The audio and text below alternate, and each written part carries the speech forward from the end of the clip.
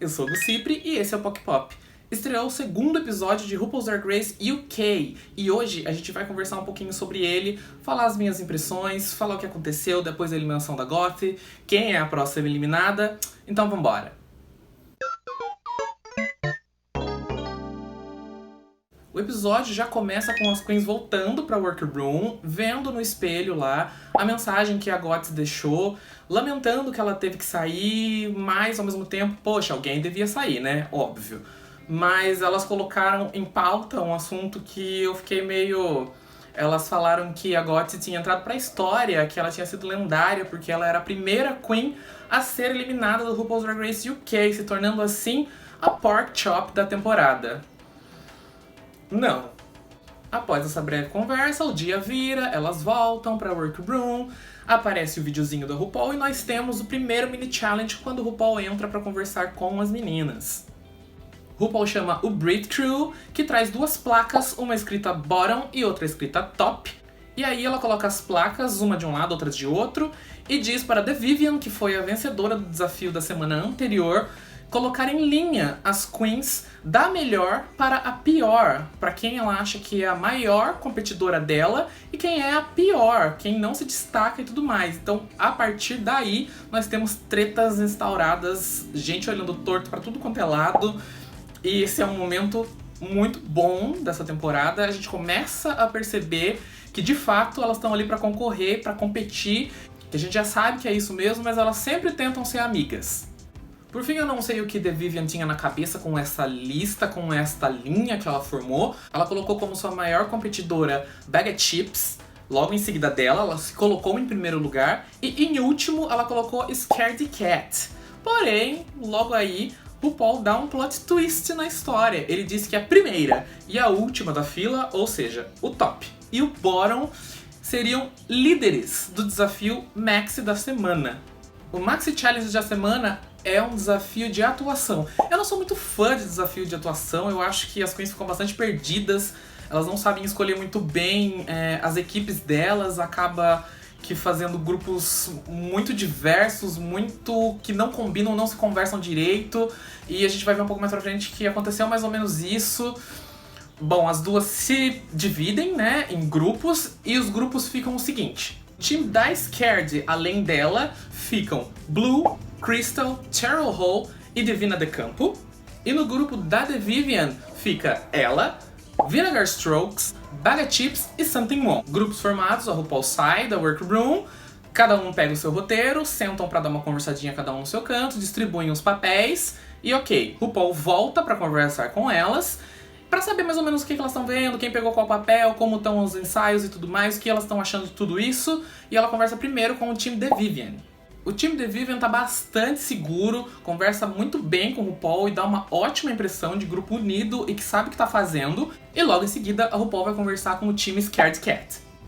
O time da Scaredy deixa a RuPaul um pouco preocupada com as coisas. Em ambos os times tem papéis de pessoas americanas, ou seja, eles precisariam matar o sotaque britânico pra fazer isso daí.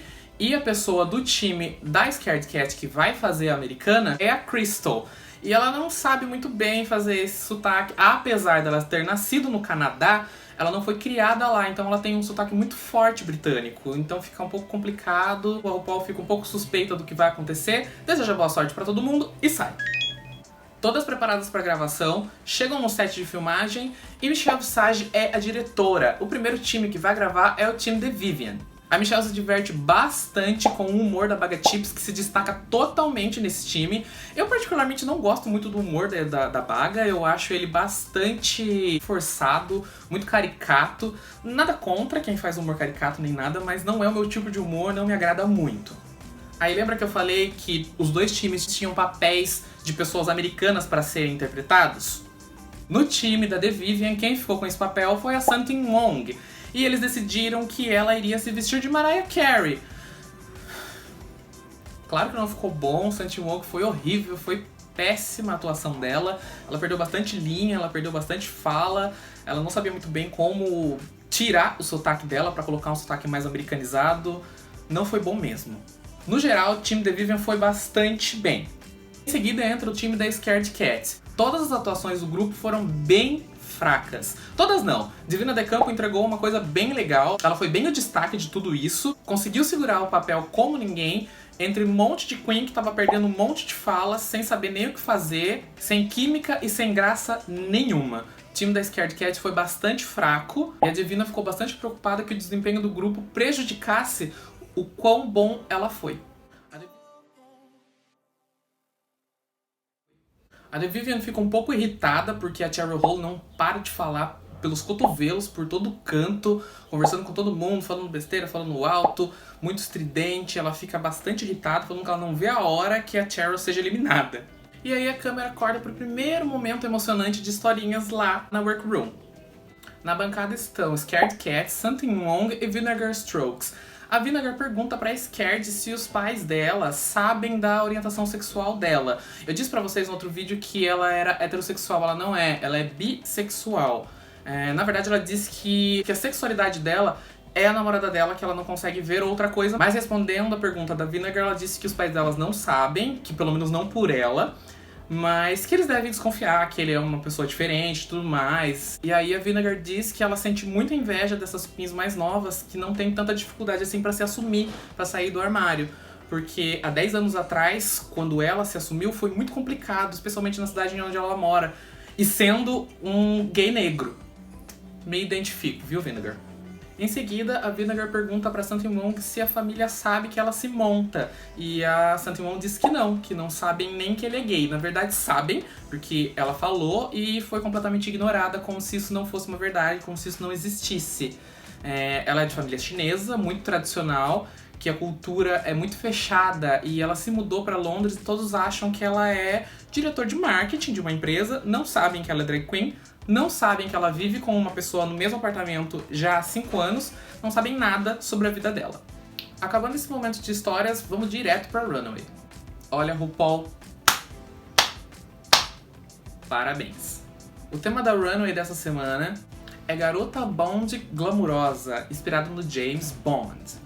Eu achei bem pouco glamuroso, achei os figurinos bem fracos, bem apáticos. Poucos eu consegui salvar e achar que eram realmente interessantes, dignos de estarem ali na Runaway. Eu continuo dizendo, elas tiveram 11 temporadas para assistir, não importa que essa é a primeira do Reino Unido. Elas assistiram 11 temporadas regulares, 4 All-Stars, e elas não conseguem colocar um look icônico em cima da passarela para ficar marcada para sempre. Você entende? Falta muita coisa. Ao mesmo tempo que eu entendo que é a primeira temporada, eu consigo entender que já se passaram 10 anos de programa e elas parecem amadoras. A grande maioria delas parece que não sabe o que tá fazendo no palco. Os meus preferidos foram o look da The Vivienne, da Divina De Campo e da Crystal, que inclusive fez o look dela inteiro. Aí o RuPaul e os jurados assistem as duas sketches e, como não choca ninguém, o time The Vivienne ganha. O time da Scared é bastante criticado por causa das atuações fracas e sem muitas nuances. Inclusive, a Scared é criticada por usar a mesma maquiagem que ela usa pra drag dela pra um papel de um personagem de época. Já com o time The Vivienne vencedor, Baga Chips é declarada a campeã do desafio da semana. Todo o time vai salvo e o time da Scared fica lá na Runway pra receber as críticas dos jurados. A primeira a ser criticada é a Cheryl Hole e ela não concorda de que o outro time deveria estar todo salvo. Ela diz que nem todo mundo do time foi tão bom assim e enfatiza que Something Wrong foi terrível como Mariah Carey. Foi mesmo. A Blue também é duramente criticada e ela atribui as falhas dela nessas 2 semanas pela solidão e não proximidade das queens. A RuPaul deixa bem claro que tudo isso é uma irmandade e que se ela sair da concha dela, as outras queens também sairão. Enquanto os jurados deliberam, acontece um baita drama com todas as queens. Antes das queens que estavam sendo criticadas no palco voltarem pra Workroom, as que estavam salvas já estavam falando da Cheryl Hole e estavam falando que eles não conseguiam ver a Cheryl Hole de verdade ali. Como todas elas já se conheciam, todas não, mas a maioria delas já se conheciam antes do programa, elas falam com bastante propriedade de que aquela que elas estavam vendo não era a Cheryl Hole, que ela estava muito americanizada, falando muitas coisas americanas e dando pra drag dela a aparência da Alyssa Edwards. E de fato, sim, se você assistiu o episódio, tanto o primeiro quanto esse, até ele falar isso, eu já tava meio que percebendo que ela tava muito parecida com a Alyssa, tanto na maquiagem, quanto nos bordões, quanto no tongue pop que ela faz. Tudo tá muito parecido com a Alyssa Edwards pra mim e aparentemente pras queens também. Aí quando a Cheryl chega na workroom junto com as outras que estavam sendo criticadas, as queens falam isso pra ela e ela fica bastante ofendida, fala que não, que essa é ela mesma e que na verdade ela tá ali pra se destacar mesmo. Então ela vai fazer qualquer coisa que ela precisar pra se destacar. Ela fica um pouquinho irritada com tudo isso e acaba pedindo pra que saiam do pé dela, que tirem o foco dela e elas conversam por outras coisas. De volta à runway, RuPaul coloca no bottom 2 para dublar pela sua vida Blue Hydrangea e Scaredy Cat.